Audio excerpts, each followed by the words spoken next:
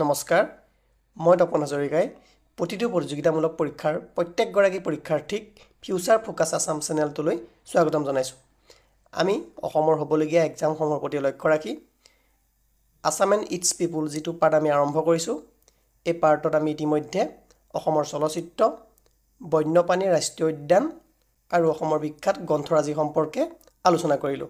আজি আমি আলোচনা কৰিম অসমৰ প্ৰসিদ্ধ স্থানসমূহ আৰু এইটো বিষয়ৰ পৰা প্ৰত্যেকটো এক্সামত 2-3টা কুৱেশ্যন অহা দেখা যায় গতিকে মই আশা কৰিছোঁ আপোনালোকে ভিডিঅ'টো প্ৰথমৰ পৰা শেষলৈকে Future Focus Assam. Let's build the future. Umatumoni নদীদ্বীপ ক'ত আছে এইটো প্ৰশ্ন APSCৰ ডিপাৰ্টমেণ্টেল এক্সামত অহা দেখা গৈছিল গতিকে ইয়াৰ অপশ্যনকেইটা হ'ল যোৰহাট বিশ্বনাথ তেজপুৰ গুৱাহাটী এটা শুদ্ধ উত্তৰটো হ'ব বিশ্বনাথ গতিকে আহকচোন আমি এই বিষয়ে অকণমান আলোচনা কৰোঁ উমাটুমণি নদীদ্বীপ বিশ্বনাথ জিলাৰ বিশ্বনাথ ঘাটত অৱস্থিত আৰু এই উমাটুমণি দ্বীপতে শুক্ৰেশ্বৰ শিল বুলি এটা শিল আছে ডাঙৰ শিল আছে আৰু এই শিলটোত প্ৰাচীন কিছুমান চিত্ৰৰ অৱশিষ্ট দেখা যায় আৰু এই উমাটুমণি নদীদ্বীপৰ সম্পৰ্কে এটা কিংবদন্তি বা এটা প্ৰচলিত কাহিনী আছে যে বানৰজাই শিৱক সন্তুষ্ট কৰিবৰ বাবে প্ৰায় 1 কোটিটা শিৱলিংগ বিশ্বনাথত স্থাপন কৰিব বিচাৰিছিলে আৰু তাৰে এটা শিৱলিংগ দেৱতাসকলে লুকুৱাই থৈছিলে আৰু সেই লুকাই থোৱা শিৱলিংগটোতে পিছত শিৱই বসতি ল'ম বুলি বানৰজাক কথা দিলে আৰু সেই শিৱলিংগতে শিৱই বসতি ল'বৰ কাৰণে বা গুপ্ত হৈ থাকিবৰ কাৰণে তাক গুপ্তকাশী বুলি পৰৱৰ্তী সময়ত জনা গৈছিলে বুলি এটা প্ৰচলিত কাহিনী আছে গতিকে অসমৰ গুপ্তকাশী বুলি কাক কোৱা হয় বুলি ক'লেও যদি প্ৰশ্ন পৰীক্ষাত আহে তেনেহ'লে উত্তৰটো হ'ব বিশ্বনাথ দ্বিতীয়টো প্ৰশ্ন অস্ত্ৰকান্ত মন্দিৰটো কোনে নিৰ্মাণ কৰিছিলে অপশ্যন ৰুদ্ৰসিংহ শিৱসিংহ প্ৰমত্তসিংহ ৰাজেশ্বৰ সিংহ এটা শুদ্ধ উত্তৰটো হ'ব শিৱসিংহ এই অস্ত্ৰকান্ত মন্দিৰটোৰ লগতো আমাৰ এটা কাহিনী জড়িত হৈ আছে এতিয়া অস্ত্ৰ মানে হ'ল ঘোঁৰা ক্ৰান্ত মানে হ'ল ভাগৰ লগা এতিয়া শ্ৰীকৃষ্ণই নৰকাসুৰক বধ কৰিবলৈ অসমলৈ আহিছিলে তেতিয়া সেই উত্তৰ গুৱাহাটী অস্ত্ৰকান্ত মন্দিৰটো থকা জেগাতে তেওঁ ঘোঁৰাৰ ভাগৰ লগাত তাত জিৰণি লৈছিলে তেতিয়া সেইটো স্থানতে পৰৱৰ্তী সময়ত শিৱসিংহই অস্ত্ৰকান্ত মন্দিৰটো নিৰ্মাণ কৰিছিলে গতিকে 1720 চনত স্বৰ্গদেউ শিৱসিংহই অস্ত্ৰকান্ত মন্দিৰটো নিৰ্মাণ কৰিছিলে আৰু ই ক'ত অৱস্থিত উত্তৰ গুৱাহাটীত আহক এতিয়া আমি পৰৱৰ্তী প্ৰশ্নলৈ যাওঁ আজান পীৰৰ দৰগাহ ক'ত আছে এতিয়া এই আজান পীৰক আন এটা নাম হ'ল শ্বাহ মিলান বা শ্বাহ মিৰাণ কিছুৱে মিৰাণ বুলি কয় কিছুৱে মিলান বুলি কয় এই আজান পীৰ যেতিয়া আমাৰ আহোম ৰাজ্যত প্ৰৱেশ কৰিছিলে আহোমৰ ৰজাই তেওঁক চোৰাংচোৰা বুলি ভাবি তেওঁ চকু দুটা কাঢ়ি লৈছিলে পৰৱৰ্তী সময়ত স্বৰ্গদেৱে নিজৰ ভুল বুজি পাই তেওঁক শিৱসাগৰৰ সৰাগুৰি চাপৰিত প্ৰতিষ্ঠিত কৰিছিলে গতিকে এতিয়া আমাৰ অপশ্যনকেইটা যি আছে শিৱসাগৰ ডিব্ৰুগড় ধুবুৰী নগাঁও শুদ্ধ অপশ্যনটো হ'ব শিৱসাগৰ আজান ফকীৰ ওৰফে হজৰত শ্বাহ মিৰাণৰ দৰগাহ শিৱসাগৰ জিলাৰ সৰাগুৰি চাপৰিত অৱস্থিত আহক আমি এতিয়া পৰৱৰ্তী প্ৰশ্নলৈ যাওঁ পিকক আইছলেণ্ড বুলি অসমৰ কোনটো নদীদ্বীপক জনা যায় অপশ্যন মাজুলী উমানন্দ উমাটুমণি মলাই চাপৰি এতিয়া শুদ্ধ উত্তৰটো হ'ব উমানন্দ এতিয়া উমানন্দৰ পৰা প্ৰত্যেকটো এক্সামত কিবা নহয় কিবা এটা কুৱেশ্যন অহা দেখা যায় ইয়াৰ উমানন্দ মন্দিৰটো কোনে নিৰ্মাণ কৰাইছিলে বা উমানন্দ মন্দিৰক কি নামেৰে জনা যায় বা সেই নদীদ্বীপটোক আন কি নামেৰে জনা যায় বা উমানন্দ মন্দিৰটোত কাক আৰাধনা কৰা হয় গতিকে এই সম্পৰ্কে বিভিন্ন ধৰণৰ কুৱেশ্যন আহি থাকে গতিকে আহকচোন আমি উমানন্দৰ বিষয়ে অকণমান আলোচনা কৰোঁ পৃথিৱীৰ ক্ষুদ্ৰতম নদীদ্বীপ হ'ল উমানন্দ একেবাৰে ডাঙৰটো আমাৰ মাজুলী আৰু সৰুটো উমানন্দ এই নদীদ্বীপক ভস্মাচল বুলিও কোৱা হয় মানে উমানন্দ নদীদ্বীপটো ভস্মাচল পাহাৰত আছে বুলি কোৱা হয় আৰু এইটো কিয় ভস্মাচল বুলি কোৱা হয় কাৰণ এইটো স্থানতে আমাৰ কামদেৱক শিৱই ভস্মীভূত কৰিছিলে সেইকাৰণে এইটো পাহাৰক ভস্মাচল বুলি কোৱা হয় আৰু তাতে আমাৰ উমানন্দ মন্দিৰটো অৱস্থিত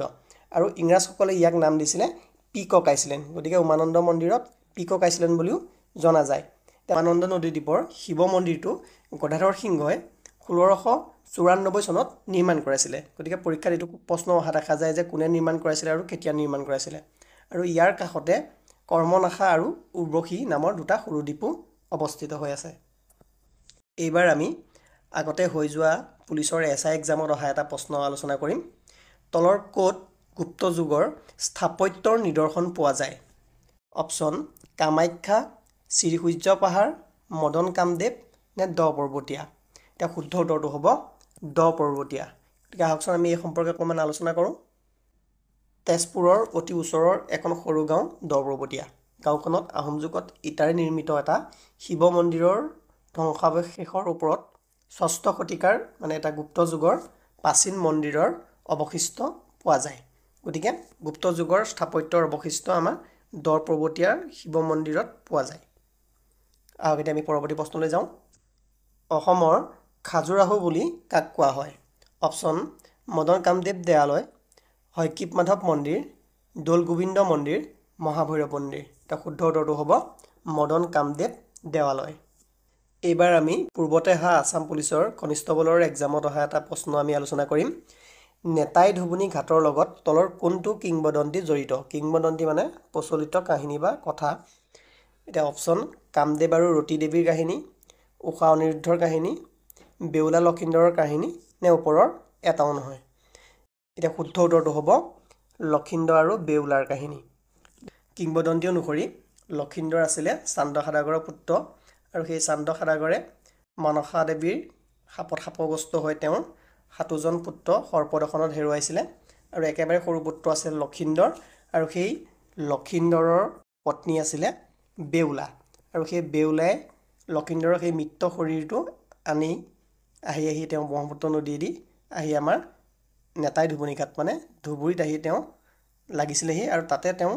লক্ষীন্দৰৰ লগতে চান্দ সদাগৰৰ ৭জন পুত্ৰক পুনৰ জীৱিত কৰি তুলিছিলে গতিকে সেইটোৱে প্ৰচলিত কিংবদন্তি গতিকে নেতাই ধুবুনী ঘাটৰ লগত বেউলা আৰু লক্ষীন্দৰৰ কাহিনীটো জড়িত হৈ আছে গতিকে আহক আমি পৰৱৰ্তী প্ৰশ্নলৈ যাওঁ আহোম যুগত খন্দা ৰাজমাও পুখুৰীটো ক'ত আছে অপশ্যন যোৰহাট চৰাইদেউ শিৱসাগৰ নে গোলাঘাট এতিয়া শুদ্ধ উত্তৰটো হ'ব যোৰহাট গতিকে আহকচোন আমি এই সম্পৰ্কে অকণমান আলোচনা কৰোঁ আহোম স্বৰ্গদেউ চন্দ্ৰকান্ত সিংহৰ মাতৃ নুমলী কোঁৱৰীয়ে এই পুখুৰীটো খন্দাইছিল আৰু এই পুখুৰীটোক আমি বিষ্ণুসাগৰ পুখুৰী বুলিও জনা যায় গতিকে আহক আমি এতিয়া পৰৱৰ্তী প্ৰশ্নলৈ যাওঁ ৯ নম্বৰ প্ৰশ্ন ধোৱাহাট বেলগুৰি সত্ৰ কোনে প্ৰতিষ্ঠা কৰিছিলে অপশ্যন শংকৰদেৱ মাধৱদেৱ বনমালীদেৱ নে দামোদৰদেৱ এতিয়া শুদ্ধ উত্তৰটো হ'ব শংকৰদেৱ এতিয়া এই ধোৱাহাট বেলগুৰিৰ লগত আমাৰ নৱবৈষ্ণৱ ধৰ্মৰ এটা বিখ্যাত আমাৰ পৰিঘটনা জড়িত হৈ আছে কি হৈছিলে এই ধোৱাহাট বেলগুৰিতে প্ৰথমবাৰৰ বাবে শংকৰদেৱে মাধৱদেৱক লগ পাইছিলে বা শংকৰ মাধৱৰ মিলনৰ ক্ষেত্ৰ হ'ল ধোৱাহাট বেলগুৰি আৰু এই শংকৰ মাধৱৰ মিলনক মণিকাঞ্চন সংযোগ বুলি কোৱা হয় পৰৱৰ্তী প্ৰশ্ন অশুদ্ধটো বাছি উলিওৱা কামাখ্যা নীলাচল নৱগ্ৰহ চিত্তাচল বৈশিষ্ট্য গৰুড়াচল উমানন্দ ভস্মাচল গতিকে ইয়াত মানে কামাখ্যা মন্দিৰ কোনটো পাহাৰত আছে নৱগ্ৰহ মন্দিৰ কোনটো পাহাৰত আছে বৈশিষ্ট্য মন্দিৰ কোনটো পাহাৰত অৱস্থিত আৰু উমানন্দ মন্দিৰ কোনটো পাহাৰত অৱস্থিত সেই বিষয়ে আমি অকণমান জানিব লাগিব এতিয়া কামাখ্যা মন্দিৰ নীলাচল পাহাৰত অৱস্থিত এইটো সকলোৱে জানে আৰু নৱগ্ৰহ মন্দিৰ চিত্তাচল পাহাৰত অৱস্থিত এইটো অপশ্যনো শুদ্ধ হৈ আছে কিন্তু বৈশিষ্ট্য মন্দিৰটো গৰুড়াচল পাহাৰত অৱস্থিত নহয় ইয়াৰ শুদ্ধ উত্তৰটো হ'ব বৈশিষ্ট্য মন্দিৰ সন্ধ্যাচল পাহাৰত অৱস্থিত আৰু উমানন্দ মন্দিৰ ভস্মাচলত অৱস্থিত বুলি আমি এই সম্পৰ্কে ইতিমধ্যে আলোচনা কৰিলোঁ গতিকে এতিয়া শুদ্ধ অপশ্যনটো হ'ব বৈশিষ্ট্য গৰুড়াচল পৰৱৰ্তী প্ৰশ্ন তলৰ কোনটো নামঘৰ গোলাঘাটৰ কাকডোঙা নৈপাৰত অৱস্থিত এতিয়া অপশ্যনত অসমৰ কেইটামান বিখ্যাত নামঘৰ আছে ঢেকীয়াখোৱা নামঘৰ আঠখেলীয়া নামঘৰ ভৰালী নামঘৰ কীৰ্তনঘৰ এতিয়া শুদ্ধ উত্তৰটো হ'ব আঠখেলীয়া নামঘৰ গোলাঘাটৰ কাকডোঙা নৈপাৰত অৱস্থিত গতিকে এতিয়া ঢেকীয়াখোৱা নামঘৰ ক'ত আছে যোৰহাটত ভৰালী নামঘৰ আছে নগাঁৱত আৰু কীৰ্তনঘৰ সকলোৱে জানে বৰপেটাত গতিকে আহক আমি এতিয়া পৰৱৰ্তী প্ৰশ্নলৈ যাওঁ চেমখৰ গাঁওখন কোন জিলাত অৱস্থিত এই চেমখৰৰ ওপৰত ইতিমধ্যে এখন আইমি বৰুৱাৰ পৰিচালনা আৰু অভিনয়েৰে চলচ্চিত্ৰ নিৰ্মাণ হৈছিলে গতিকে ইয়াৰ অপশ্যনকেইটা হ'ল কাৰ্বি আংলং ডিমা হাছাও কাছাৰ কৰিমগঞ্জ এতিয়া শুদ্ধ উত্তৰটো হ'ব ডিমা হাছাও গতিকে আহকচোন চেমখৰৰ বিষয়ে অকণমান আলোচনা কৰোঁ চেমখৰ ডিমা হাছাও জিলাৰ সৰ্ববৃহৎ গাঁও আৰু এই চেমখৰৰ কাহিনীৰ ওপৰতে নিৰ্মিত চেমখৰৰ এগৰাকী মহিলা 14গৰাকী সন্তান থকা এগৰাকী মহিলাৰ কাহিনীৰ ওপৰত নিৰ্মিত চিনেমাখন হৈছিলে চেমখৰ আইমি বৰুৱাৰ পৰিচালনাত 2021 চনত মুক্তিপ্ৰাপ্ত ডিমাচা ভাষাৰ ছবি আৰু এই চেমখৰ শব্দৰ অৰ্থ হৈছে চেম মানে ডিমাচা ভাষাত নিমখ আৰু খৰ মানে ভাল নিমখ সেই জেগাত ভাল নিমখ উৎপাদিত হৈছিলে বা কিছু এই চেমখৰক নিমখৰ কুঁৱা বুলিও কোৱা যায় আৰু 2021 চনত ভাৰতীয় পেনোৰামাত প্ৰদৰ্শন কৰা এইখনেই ডিমাচা ভাষাৰ প্ৰথম ছবি আৰু এইখন ছবিৰ দ্বাৰাই আইমি বৰুৱাই টৰেণ্টো ইণ্টাৰনেশ্যনেল ফিল্ম ফেষ্টিভেলত বেষ্ট এক্ট্ৰেছৰ সন্মান লাভ কৰিছিলে গতিকে আহকচোন আমি এতিয়া পৰৱৰ্তী প্ৰশ্নলৈ যাওঁ এইবাৰ আমি APSC ডিপাৰ্টমেণ্টেল এক্সামত অহা এটা প্ৰশ্ন আলোচনা কৰিম অসমৰ ক'ত নৱপ্ৰস্তৰ যুগৰ অৱশিষ্ট পোৱা যায়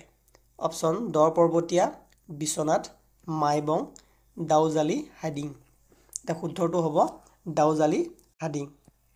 আহক এতিয়া আমি এই সম্পৰ্কে অকণমান আলোচনা কৰোঁ দাউজালি হাডিং অসমৰ ডিমা হাছাও জিলাত অৱস্থিত নৱপ্ৰস্তৰ যুগৰ নিঅলিথিক সাইট আৰু ইয়াত প্ৰায়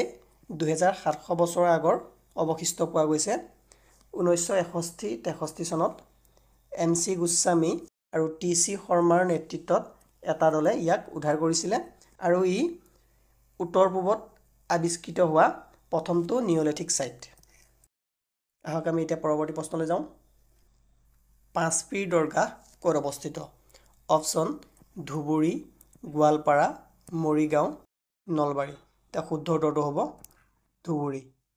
ঔৰংগজেবে অসম আক্ৰমণ কৰাৰ সময়ত তেওঁ লগত 5জন পীৰ মানে তেওঁৰ ধৰ্মপ্ৰচাৰক লগত আহিছিলে আৰু তেওঁলোকৰ দৰগাহসমূহ ধুবুৰীত অৱস্থিত আহক আমি এতিয়া একেবাৰে শেষৰটো প্ৰশ্নলৈ যাওঁ আজি ভিডিঅ'টোৰ শেষৰটো প্ৰশ্ন অসম চৰকাৰৰ নৱপ্ৰস্তাৱিত কনকলতা বিশ্ববিদ্যালয় ক'ত স্থাপিত হ'ব অপশ্যন লখিমপুৰ জাগিৰোড গহপুৰ বহমপুৰ এতিয়া শ্বহীদ কনকলতাৰ নামেৰে স্থাপন হ'ব লগা বিশ্ববিদ্যালয়খন ক'ত স্থাপন হ'ব উত্তৰটো হ'ব গহপুৰ আৰু এই গহপুৰতে কনকলতাই 1942 চনৰ ভাৰত ত্যাগ আন্দোলনত নিজৰ প্ৰাণ আহুতি দিছিলে কনকলতাৰ লগত আন এগৰাকী ব্যক্তিও সেই সময়ত শ্বহীদ হৈছিলে তেওঁৰ নামটো কি আমাৰ কমেণ্টত জনাব আপোনালোকে যদি জানে ভাৰত ত্যাগ আন্দোলনৰ শ্বহীদ এই কনকলতা বৰুৱাক বিৰুবালা নামেৰেও জনা যায় গতিকে আজি আমি ভিডিঅ'টোত ইমানখিনি বিষয় আলোচনা কৰিলোঁ ইয়াত যদি কিবা আপোনালোকৰ ডাউট আছে তেন্তে আমাক কমেণ্টত জনাব আমি আপোনালোকৰ ডাউট ক্লিয়াৰ কৰিম আৰু লগতে আছামিজ ৰিচ পিপুলৰ বাকী অংশৰ ভিডিঅ'সমূহ পাবলৈ আমাৰ লগত জড়িত হৈ থাকক আৰু লগতে যদি ভিডিঅ'টো আপোনালোকে ভাল পাইছে তেন্তে লাইক শ্বেয়াৰ কৰিবলৈ নাপাহৰিব যদি আপোনাৰ ওচৰৰ কোনোবা বন্ধু বান্ধৱী নাই বা ভাই ভণ্টিয়ে যদি পৰীক্ষাৰ বাবে প্ৰস্তুতি চলাই আছে তেন্তে তেওঁলোকৰ লগত ভিডিঅ'টো শ্বেয়াৰ কৰিব আৰু লগতে ছাবস্ক্ৰাইব কৰিবলৈ নাপাহৰিব ধন্যবাদ জয় আই অসম